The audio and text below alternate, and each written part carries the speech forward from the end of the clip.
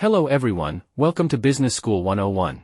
Imagine you're at a crossroads in life, deciding whether to continue your education or take a job offer that's just landed in your lap. Or picture yourself running a small business, trying to figure out the best way to price your products so you can stay ahead of the competition. How do you make these decisions? You might not realize it, but you're already thinking like an economist. In this video, we're going to dive into what it really means to think like an economist, and I promise, by the end, you'll see the world in a whole new light. Section 1. The Economist as Scientist. Let's start with a big idea. Economists think like scientists. But unlike physicists who might study atoms in a lab, economists study people and how they behave in the real world. This can be tricky because we can't exactly put the economy in a test tube. Instead, we use models and assumptions to help us understand the bigger picture. For example, think about the last time you went shopping. Whether you realized it or not, you were participating in an economic experiment. What made you choose one brand of cereal over another? Was it the price? The packaging? Maybe a recommendation from a friend? Economists would say you were weighing the costs and benefits, consciously or unconsciously, to make your decision. To make sense of all these choices, economists use something called models. These aren't the kind of models you see on a runway. They're simplified versions of reality that help us focus on the most important parts of a problem. For example, a simple economic model might assume that all shoppers only care about price and ignore other factors like brand loyalty or packaging. This might not be 100% accurate, but it allows economists to study how changes in prices affect what people buy. Why is this useful? Well, just like how a map simplifies a city's geography to help you find your way, economic models simplify reality to help us understand and predict human behavior. Section 2. The Economist as Policy Advisor. But economists aren't just interested in studying behavior, they also advise governments and businesses on how to make better decisions. This is where the distinction between positive and normative statements comes in. Positive statements describe the world as it is, while normative statements prescribe how the world should be. For example, let's say a city government is considering raising the minimum wage. A positive statement might be, raising the minimum wage will reduce employment among low-skilled workers. This is a testable hypothesis that economists can study. But a normative statement might be, the government should raise the minimum wage to help low-income workers. This is a value judgment that depends on what goals society values most. As policy advisors, economists help by analyzing the likely outcomes of different actions. But they don't make the final decision. That's up to the policymakers and, ultimately, the public.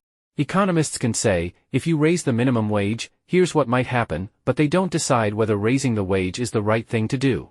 That decision involves balancing different goals and values, which is why it's a job for elected officials, not economists alone. Section 3. The Role of Economic Models. Now, let's talk more about those models I mentioned earlier. One of the most basic models in economics is the circular flow diagram. It's a simple way to show how money moves through an economy between households and firms. Households provide labor to firms, and in return, they earn wages.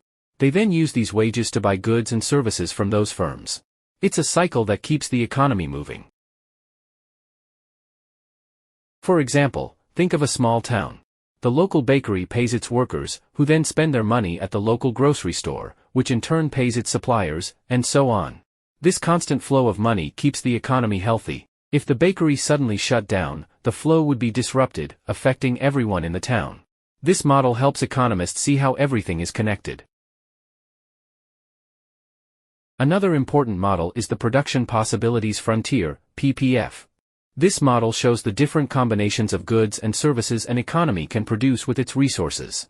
It also introduces the idea of opportunity cost, what you give up to get something else. For example, imagine you're running a farm.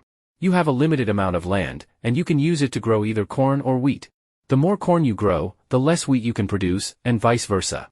The PPF helps you visualize these trade-offs and decide how to allocate your resources efficiently. Section 4.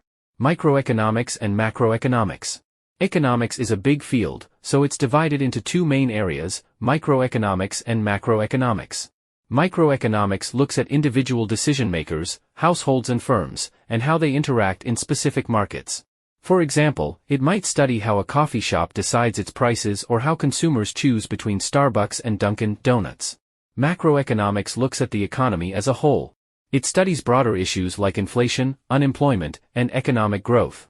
So, instead of just looking at one coffee shop, macroeconomics might look at the entire coffee industry or even the whole food and beverage sector. For example, during the 2008 financial crisis, macroeconomists studied how the collapse of major banks affected the global economy. They weren't just interested in one company or industry, they wanted to understand the big picture and how everything was interconnected. Understanding both micro and macro is essential for a well-rounded view of economics. Micro decisions add up to macro outcomes, and macro conditions can influence micro decisions. Section 5. The Economist's use of mathematics. Now, I know what some of you might be thinking, but what about the math? Yes, economics often involves mathematics, but don't worry, it's just one of the tools economists use. Mathematical models help us test theories and predict outcomes. Economists might use math to model the relationship between supply, demand, and price in a market. By solving these equations, they can predict how changes in one variable will affect the others. For example, suppose a new technology reduces the cost of producing electric cars.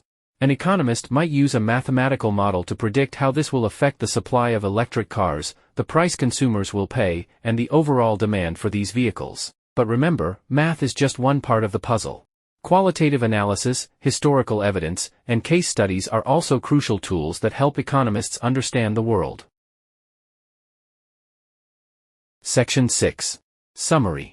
To wrap up, thinking like an economist means adopting a scientific approach to understanding human behavior. Whether you're deciding what to buy at the store, analyzing government policy, or just trying to make sense of the news, thinking like an economist will give you the tools to make better decisions and understand the world around you. So next time you're faced with a tough choice, try putting on your economist's hat. You might be surprised by what you discover.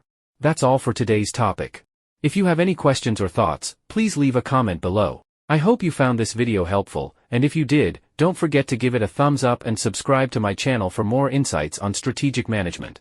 Thanks for reading, and I'll see you next time.